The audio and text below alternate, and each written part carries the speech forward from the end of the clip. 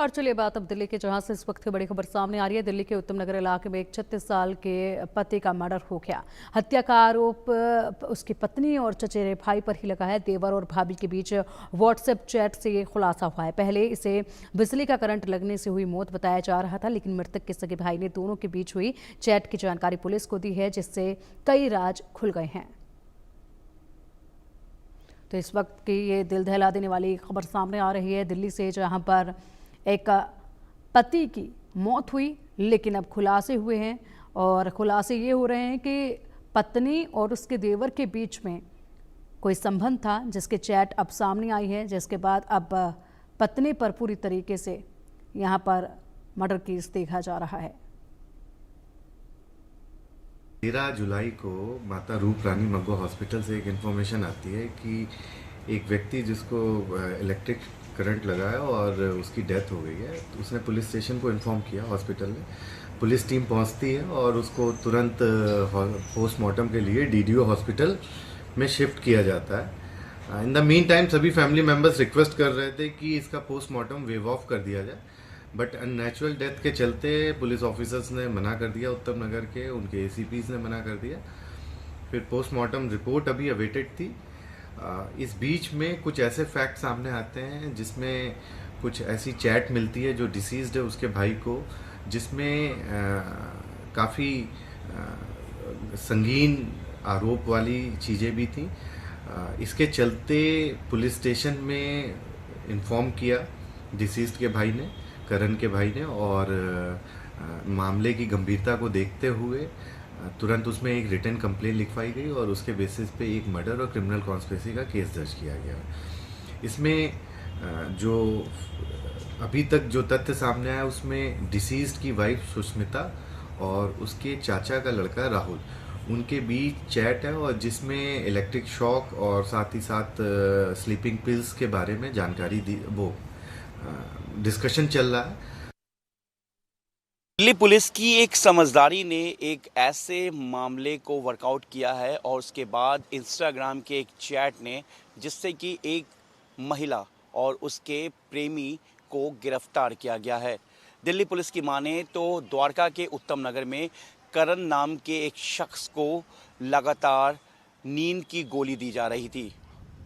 ऐसा इसलिए किया जा रहा था कि उसकी पत्नी सुष्मिता करण के चचेरे भाई राहुल के साथ उसकी दोस्ती थी और वो दोनों एक दूसरे से प्यार करते थे, लेकिन करण कहीं ना कहीं इन लोगों के बीच आ रहा था। इसलिए एक ऐसी साजिश को रचा गया जिसका खुलासा इंस्टाग्राम के उस चैट ने किया जो करण के भाई ने पुलिस को दिया। दरअसल पूरा मामला उत्तम नगर का है, जहां पर सुष्मिता की शादी करण से हुई थी और उसके बाद करण के चचेरे भाई राहुल से सुष्मिता की दोस्ती हो गई और उन दोनों में, जैसा कि अभी तक जानकारी सामने आई, दोनों में प्यार हो गया।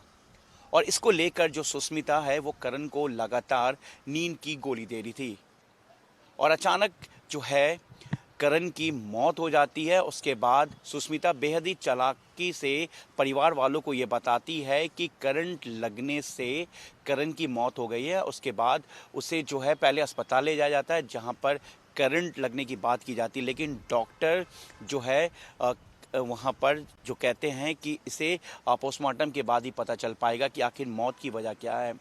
सुष्मिता लगातार पूरे साजिश के तहत पोस्टमार्टम को रुकवाना चाहती थी, लेकिन मौके पर पहुंची पुलिस ने सबसे पहले पोस्टमार्टम को रुकवाने से मना किया। उन्होंने कहा कि कॉज ऑफ डेथ जानना ज़रूरी है, क्योंकि पुलिस को कहीं ना कहीं कुछ शक लग रहा था।